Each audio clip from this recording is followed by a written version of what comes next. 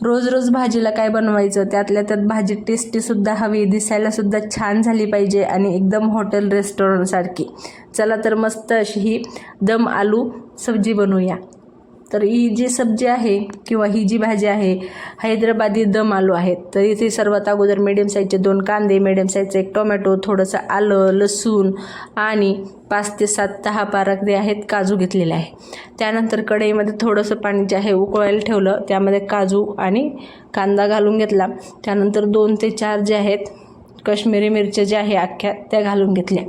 आता इथे काश्मीरी मिरची नसेल तर ज्यावेळेस आपण ग्रेव्ही करू ना त्यावेळेस मिरची पावडर घातली तरीसुद्धा चालेल. त्यानंतर ह्याला जे आहे 5 ते 7 मिनटं शिजवून घेऊया, म्हणजे कांदा आणि काजू जो आहे छान पद्धतीने मऊ पडेल. तर हे बघा साधारण 5 ते 7 मिनटं जे आहे ते शिजवून घेतलेलं आहे. आता हे पाण्यातून छान असं निथळून जे आहे काढून घेऊया, कारण पाण्याचा अंश अजिबात आला नाही पाहिजे.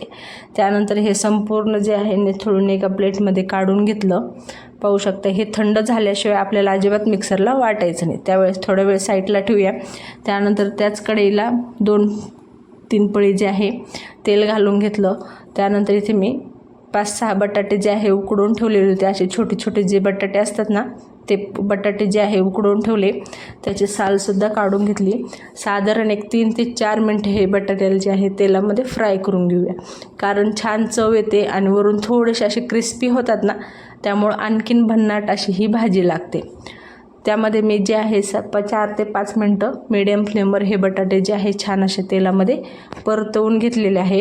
आणि हे बघा छान असे हे क्रिस्पी बटाटे तयार झालेले. निथळून काढून घेऊया बटाटे लगेचच आणि यामध्येच आपण आता भाजी बनवूया. तर भाजी बनवायला काय अशी अवघड नाही आहे, एकदम सोपी आहे. हवं तर तुम्ही झटपटसुद्धा बनवू शकता. तर इथे मी 1 स्टार फूल, 1 मसाला विलायची, 2-3 लवंग, 2-3 मिरे, 2 तमालपत्र अशा पद्धतीने आणि थोडीशी दालचिनी, खडे मसाले घातले, अर्धा चमचा जिरे घातले. त्यानंतर मिक्सरमध्ये टोमॅटो, आलं आणि लसूण जे आहे वाटून घेऊया. तर हे बघा अशा पद्धतीने जे आहे ह्याची ग्रेव्ही बनवून घेऊया. आता ही जी ग्रेव्ही आहे लगेचच मिक्सरला घालून वाटून घेतली, पाणी न टाकता वाटून घ्यायची. त्यानंतर कढईमध्ये घातली, साधारण 2-3 मिनटं जे आहे शिजवून घेऊया, कारण टोमॅटोला जो आहे थोडासा आंबट वास असतो, थोडीशी आंबट चव असते, त्यामुळं टोमॅटो अगोदर आपण परतवून घेऊया. तोपर्यंत इकडे आपला कांदा, काजू आणि काश्मीरी मिरची जी आहे तीसुद्धा लगेचच मिक्सरमध्ये घालून घेऊया. पूर्णतः थंड झाली होती, लगेचच मिक्सरला घालून हिचेसुद्धा पेस्ट बनवून घेऊया. तर अशा पद्धतीने इकडे टोमॅटोसुद्धा छान पद्धतीने परतला होता, म्हणजे ही जी ग्रेव्ही आहे छान पद्धतीने परतलेली होती. लगेचच इथे मी आपली कांदा, काजू आणि मिरचीची जी ग्रेव्ही होती ना तीसुद्धा घालून घेतली आणि साधारण 2-3 मिनटं जे आहे छान तेलामध्ये परतवून झाकण देऊन 2-3 मिनटं जे आहे मंद आचेवर शिजवून घेतली, जेणेकरून ग्रेव्ही छान पद्धतीने शिजलीसुद्धा जाते आणि ग्रेव्हीला छान असं तेलसुद्धा सुटतं. साधारण 2-3 मिनटं परत परतवून घेतली. पाव चमचा हळदी, 1 चमचा काश्मीरी मिरची पावडर, अर्धा चमचा तिखटाची मिरची पावडर, 1 चमचा धनेपूड आणि चवीनुसार मीठ. लगेचच हे सर्व मसाले जे आहे ग्रेव्हीमध्ये घातले. साधारण 3 ते 4 मिनटं परतवून घेऊया, म्हणजे मसाल्यांना छान पद्धतीने तेल सुटेल. तर हे बघा अशा पद्धतीने जे आहे हे मसाले सर्व परतवून घेतलेले आहे आणि रंग तुम्ही पाहू शकता किती सुरेख आलेला आहे. आता जर तुमच्याकडं अख्खी काश्मीरी मिरची नसेल ना तर इथे मग 2 चमचे काश्मीरी मिरची पावडर घातली ना तरीसुद्धा चालेल, किंवा मग तिखटाचं प्रमाण तुम्ही तुमच्या पद्धतीनुसार ॲडजस्टसुद्धा करू शकता. साधारण 2-3 मिनटं परतवून घेतलं, झाकण देऊन 2 मिनटं परत तेल सुटेपर्यंत शिजवून घेऊया. तर हे बघा मस्त अशा आपल्या ग्रेव्हीला जे आहे हलकंसं तेल सुटलेलं आहे. आता मीडियम फ्लेम करूया गॅसची आणि 2 मिनटं जे आहे ग्रेव्ही छान अशी चमच्याने फिरवून किंवा मग परतवून घेऊया.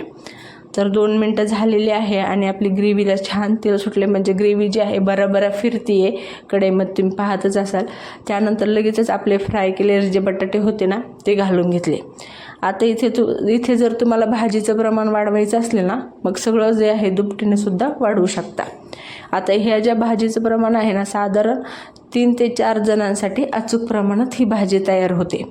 त्यानंतर बटाटे जे आहे छान ग्रेव्हीमध्ये कोट करून घेतले, साधारण 2-3 मिनटं.